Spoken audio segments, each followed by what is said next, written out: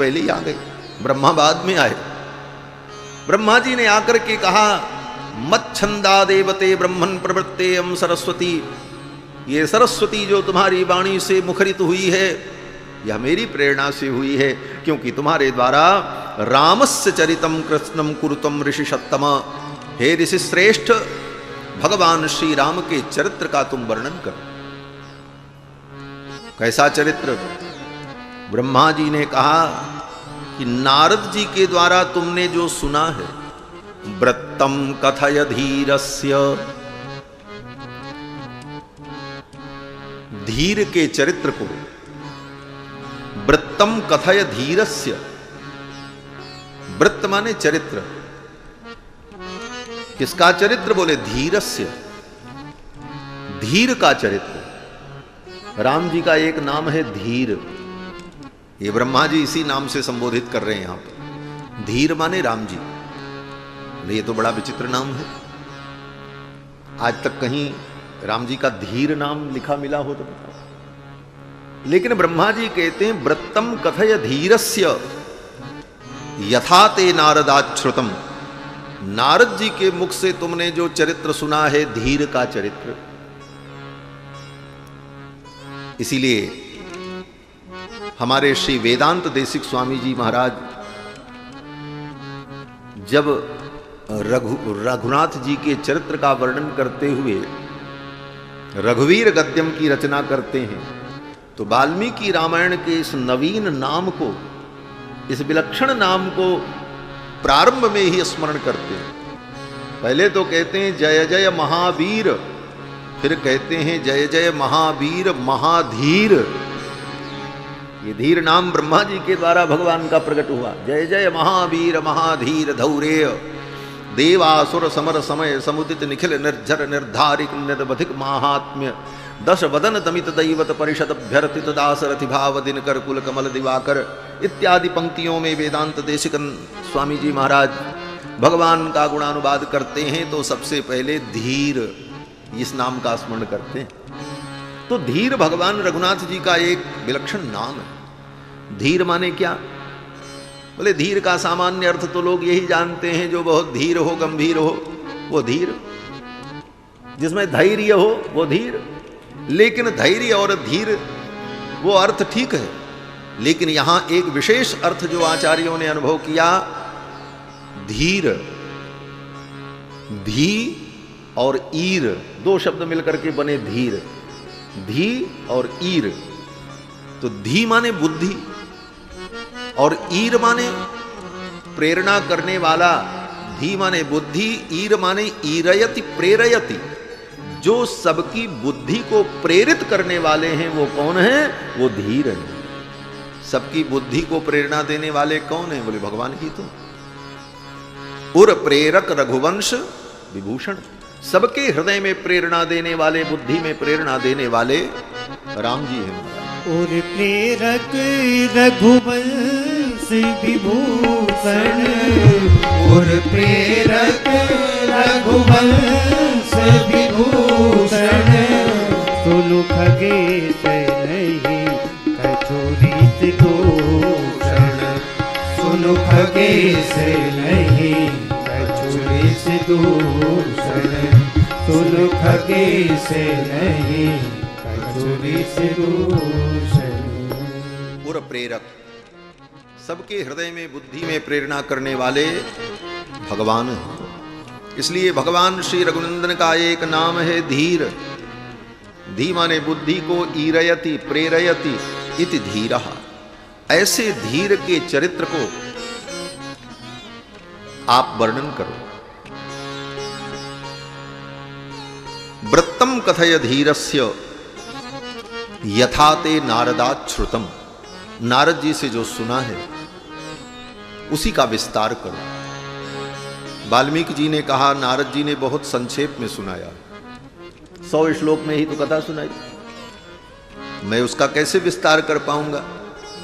और राम जी ने जो जो चरित्र किया है, अभी तो राम जी राजा बनकर के सिंहासन पर विराजमान है, उनका जन्म कैसे हुआ, बाल लीला कैसे कैसे की, 14 वर्ष वन में रहकर उन्होंने क्या क्या किया वो सब तो मैंने देखा ही नहीं, तो मैं कैसे वर्णन कर पाऊंगा। तो ब्रह्मा जी ने कहा जाओ मैं आशीर्वाद देता हूं, मेरा वरदान है। बोले क्या वरदान? ब्रह्मा जी ने कहा कि राम जी का जितना चरित्र है वो सब चरित्र तुमको दिखाई पड़ने लगे।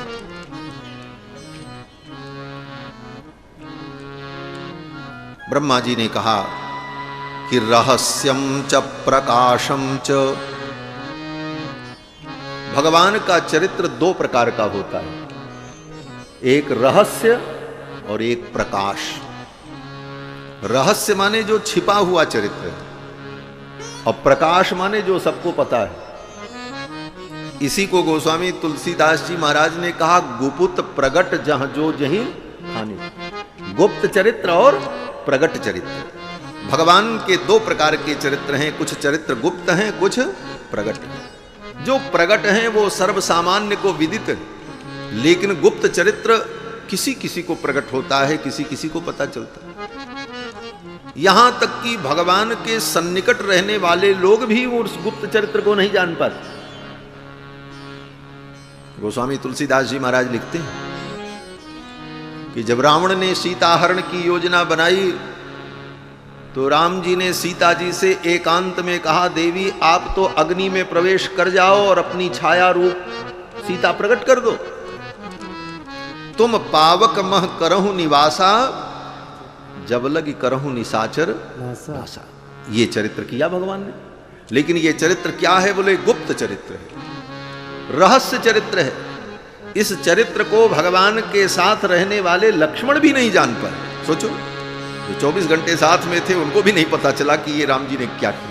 लक्ष्मण हूँ यह मरम न जाना, लक्ष्मण हूँ यह मरम न जाना, जो कछु चरित रचा भगवाना, जो कछु चरित रचा भगवाना, जो कछु चरित रचा भगवाना।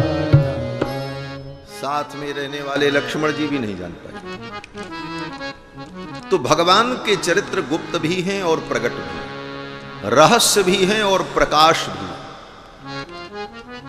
आप कहोगे लक्ष्मण जी नहीं जान पाए और गोस्वामी तुलसीदास जी जान गए। भाई जान गए तभी तो लिख रहे हैं। माने साथ में रहने वाले लक्ष्मण जी नहीं जान पाए और गोस्वामी जी जान गए। कैसे जान गए? तो इसका कारण गोस्वामी जी ने स्वयं पहले ही बता दिया। क्या कारण बताया? बोले गुरु की कृपा हो जाए तो गुरु की कृपा से भगवान के वे चरित्र जो चरित्र रहस्य हैं वो भी व्यक्ति को विदित हो जाए। सूझे ही राम चरित महिमानिक, सूझे ही राम चरित महिमानिक, गुप्त प्रगट जह जो जहि कानिक, गुप्त प्रगट जह जो जहि कानिक, गुप्त प्रकट जह जो जहि कानिक। राम जी का गुप्त चरित्र और प्रकट चरित्र सब दिखाई पड़ने लगता है, लेकिन कब दिखाई पड़ने लगता है? कहते हैं गुरु जी के चरण रज को अपने आंसुओं में मिला करके अंजन बना करके आंख में लगाओ, तब वो देखने की शक्ति प्राप्त होगी। गुरु पद रज मृदु मंजुल अंजन, अमीय दोष दृग दोष विभंजन।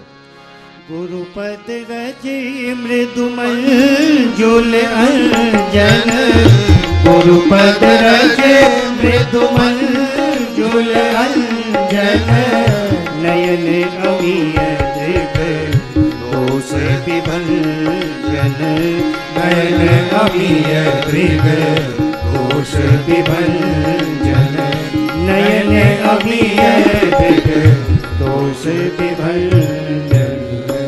गुरु के चरण रज का अंजन आंख में लग जाए, गुरु जी की कृपा हो जाए। इसीलिए गोस्वामी जी ने सबसे पहले गुरु जी की ही वंदना।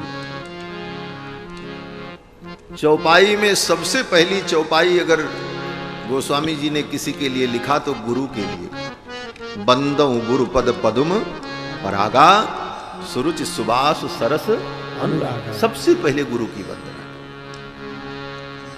और सबसे बड़े गुरु कौन है? बोले सबसे बड़े गुरु ब्रह्मा जी हैं। अब दूसरी बात समझो, ब्रह्मा जी सबसे बड़े गुरु हैं। क्यों? बोले गुरु का मतलब होता है पूजनीय, गुरु का मतलब होता है श्रेष्ठ, गुरु का मतलब ज्ञानी, गुरु का मतलब सबको ज्ञान देने वाला। पूरी सृष्टि में ब्रह्मा जी पूरी सृष्टि के गुरु हैं। ब्रह्मा जी ने ही चारों वेदों का ज्ञान ऋषियों को दिया। ब्रह्मा जी ने ही सब कुछ ज्ञान विज्ञान ऋषियों को प्रदान किया, जिससे इस धरती पर सब ज्ञान जो भी आज विद्यमान है, वेद पुराण शास्त्र, वो सब ब्रह्मा जी के द्वारा ही तो ऋषियों को प्राप्त हुआ। इसलिए सबसे बड़े गुरु कौन है? ब्रह्मा जी महाराज। और ब्रह्मा जी ने आकर के महर्षि वाल्मीकि को आशीर्वाद दे दिया, जाओ राम जी का जितना चरित्र है, रहस्यम च प्रकाशम च यद्वृत्तम तस्य धीमतः रामस्य सह सौमित्रे राक्षसानां च सर्वशः। लक्ष्मण जी के साथ भगवान ने जो जो चरित्र किया, राक्षसों से जो जो युद्ध किया, वो सब चरित्र जो है तुम्हारे हृदय में प्रकट हो जाएगा। ये गुरु जी का आशीर्वाद, ब्रह्मा जी का आशीर्वाद किनको मिला? वाल्मीकि जी को मिल गया। और ब्रह्मा जी महाराज ने कहा इस कथा का तुम वर्णन करो। यहां तक ब्रह्मा जी ने कहा तच्चाप्य विदितम सर्वम, जो राम जी का चरित्र अविदित है, जिसको कोई नहीं जानता है, उसको भी तुम जान जाओगे। तच्चाप्य विदितम सर्वम विदितम ते भविष्यति, वो सारा चरित्र तुमको विदित हो जाएगा। महर्षि वाल्मीकि ने कहा एक समस्या और है। बोले क्या? बोले राम जी ने जो चरित्र पहले कर लिया है वो तो हमको विदित हो जाएगा। विदितम ते भविष्यति, आपकी वाणी है, आपका आशीर्वाद है। लेकिन राम जी अभी राजा बनकर के राज कर रहे हैं, सिंहासनारूढ़ हैं, और आगे अभी हजारों वर्ष तक राम जी का राज्य चलेगा, तो आगे राम जी क्या करेंगे वो मैं कैसे जान पाऊंगा?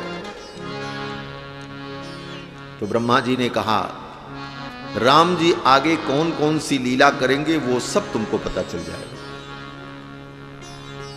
वाल्मीकि जी ने कहा पता तो चल जाएगा, लेकिन एक समस्या। बोले क्या समस्या? बोले आगे राम जी जो करेंगे वो हमें पता चल जाए और मैं उसे लिख दूं, लेकिन कहीं राम जी का प्रोग्राम बदल गया। भाई भगवान है, परम स्वतंत्र, न सिर पर कोई। अचानक वो घोषणा कर दे नहीं नहीं बस अब यहीं तक ये लीला होगी, अब मैं अपने धाम जा रहा हूं, कौन रोक पाएगा भगवान को? ऐसी स्थिति अगर आई, राम जी ने अपना कार्यक्रम स्थगित कर दिया, आगे का प्रोग्राम, तो हम जो लिखेंगे वो बात तो झूठी हो जाएगी। तो ब्रह्मा जी ने कहा नहीं, नते वागनृता काव्ये काचिदत्र भविष्यति, काव्य में तुम्हारी वाणी कहीं अनृत नहीं होगी, असत्य नहीं होगी।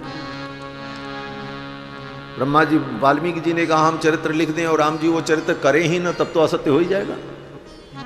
ब्रह्मा जी ने कहा चिंता मत करो, मेरा आशीर्वाद है, रामायण में जो तुम लिखोगे राम जी को वो चरित्र करना पड़ेगा। अगर नहीं भी इच्छा होगी तो राम जी वो चरित्र करेंगे और तुम्हारी वाणी मिथ्या नहीं होगी। ये वाल्मीकि रामायण का एक एक अक्षर वाल्मीकि रामायण का परम प्रमाण है, वेदावतार है। ब्रह्मा जी आशीर्वाद देकर के जाने लगे। ब्रह्मा जी ने कहा कुरु राम कथाम पुण्याम श्लोकबद्धाम मनोरमाम, ऐसी कथा लिखो जो श्लोकबद्ध हो और मनोरम हो, मन को प्रिय लगे।